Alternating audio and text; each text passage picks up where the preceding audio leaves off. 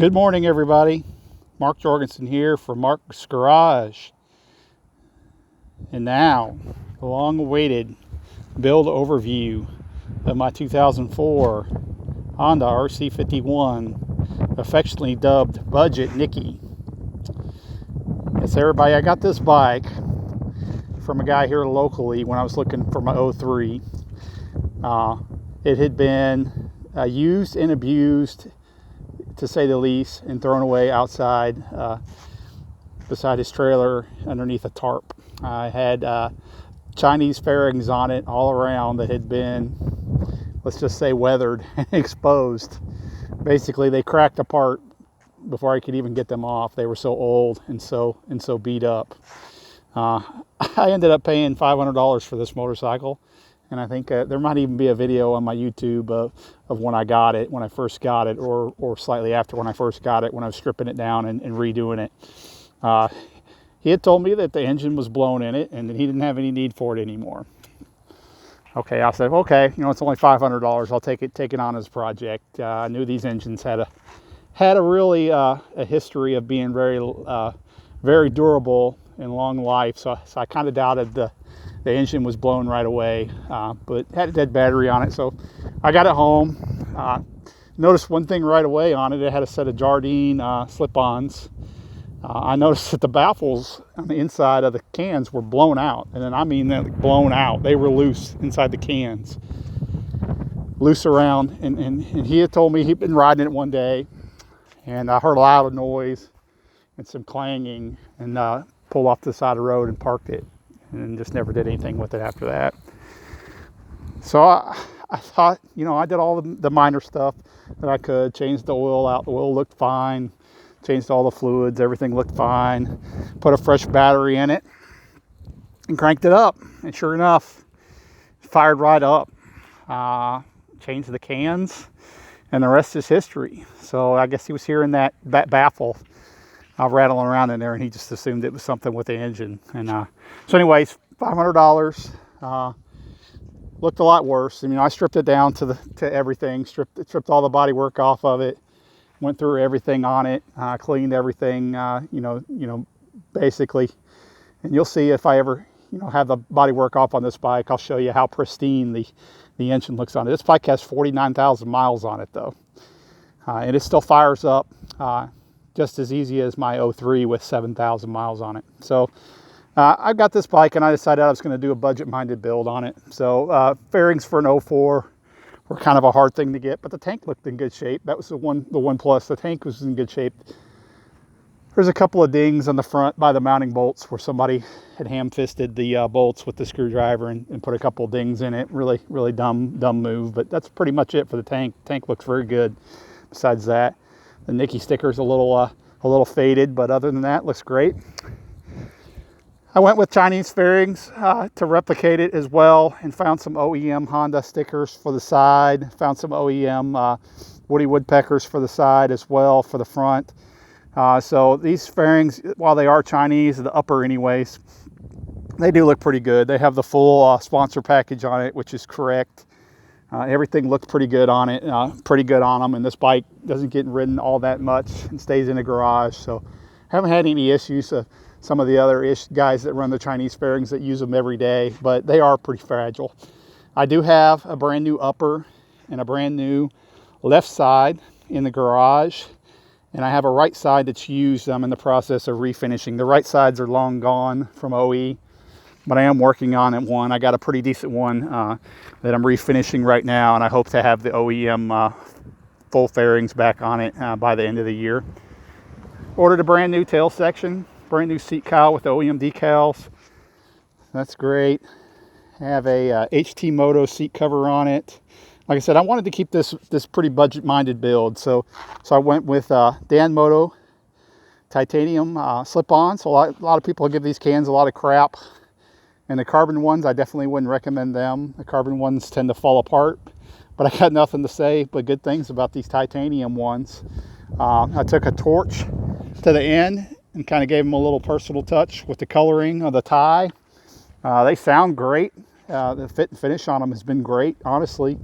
For a budget slip-on, I can highly recommend these. Did a CBR 1000RR wheel conversion. So again, with the budget-minded conversion, rather than going with a set of aftermarket wheels, I thought that would be pretty awesome to show people how cool a set of wheels you can get for relatively cheap. Andy Goetz makes a conversion kit for the front axle, so you can run the CBR wheels with just a sleeve and some spacers. For the brakes, I did spend a little money on the brakes. I found a used set of Brembo T-Drive rotors, which are basically World Superbike spec. Great rotors. They don't look super blingy, but they're great rotors. Have some tie hardware on the front end there.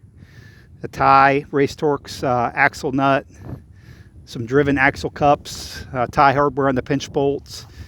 Simon Kobe from Japan sent me these calipers and these adapters for the calipers. These are PVM Endurance 6-piston billet calipers.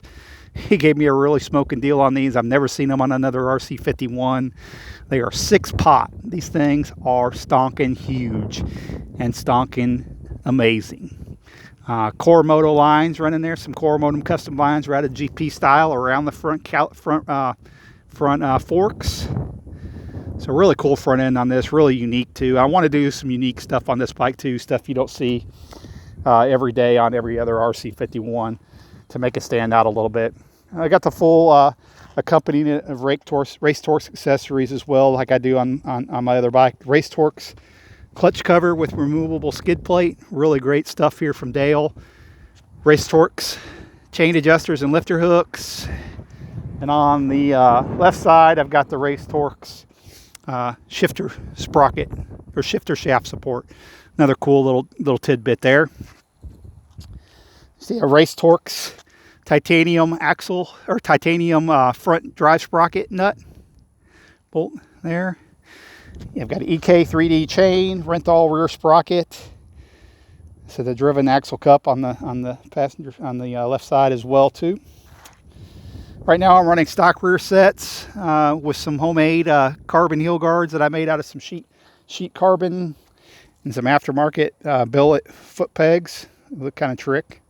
So I have my eye on a set of TSR rear sets. Once Simon starts shipping to the USA again, I'm going to do a black set of TSR rear sets. I've got some Renthal clip-ons, which I like. Renthal clip-ons, Renthal grips. And again, I've got the Will Moto Skittle switches here, plug and play. Will G does these.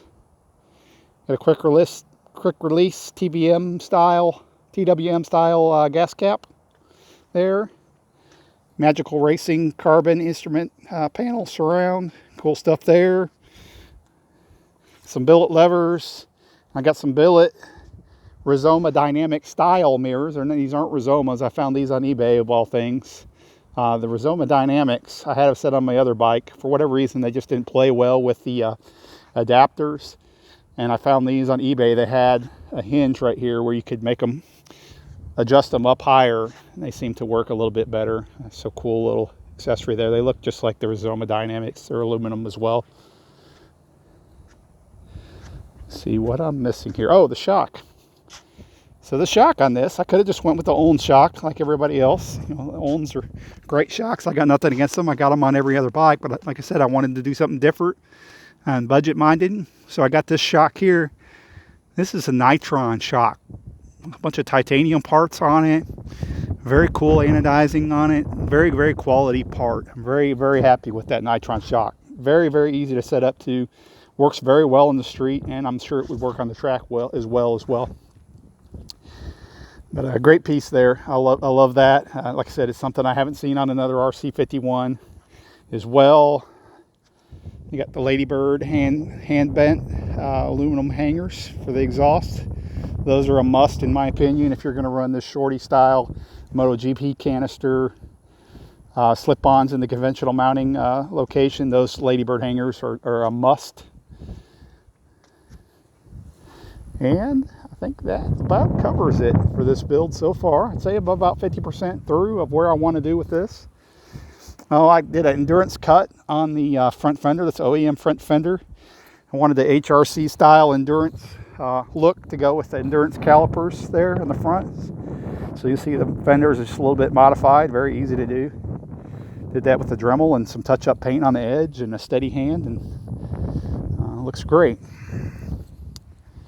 The rear caliper, I forgot to mention, is an AP mini GP style, one piston upside down caliper, very lightweight. Doesn't do a lot, honestly, as far as braking. But you don't use your rear brake a whole lot of anything, but it will add a little bit of force to the front brake. Overall, great look on this bike. Like I said, I really lucked into this bike and finding it for so cheap, putting a little bit of time and effort, put more effort than I did money into this thing as far as cleaning it and redoing it. But it's a great bike to have. 04 Honda RC51 Nicky Haydens are very desirable these days. They're going up in value, and this one, I think, for the money that I've got in it, it's just a great piece to have around and keep in my collection. I'm going to crank it up for you a little bit, let you hear these Dan modal pipes. This bike, super smooth for a 2004. Wouldn't believe how smooth these Honda V-twins are with their gear drive and just the Honda build quality. This bike, you get on it, and it feels premium, honestly. It feels premium for what it is. You do miss the slipper clutch, and the down blipper, and the quick shifter, and the ABS, and all the stuff that the Panigale brings you. But it's such a clean bike. It's such a well-made bike. These bikes really were great for the time.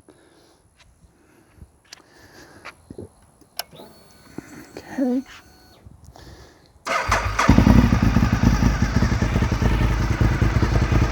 See how quick that thing fires up? Really well-tuned bike. Has a Power Commander 3 on it, believe.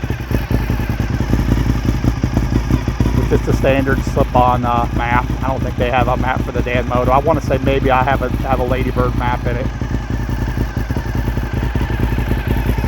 You can hear the gear drive. It's something that makes these RC51s unique. Riding down the road, you can really hear it. It's really prevalent. You always know the sound when you hear it.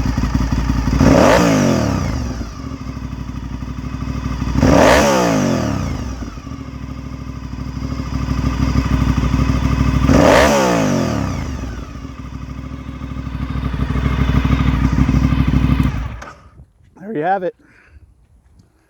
The walk around and build discussion of my 04 Honda RC51 Budget Nicky.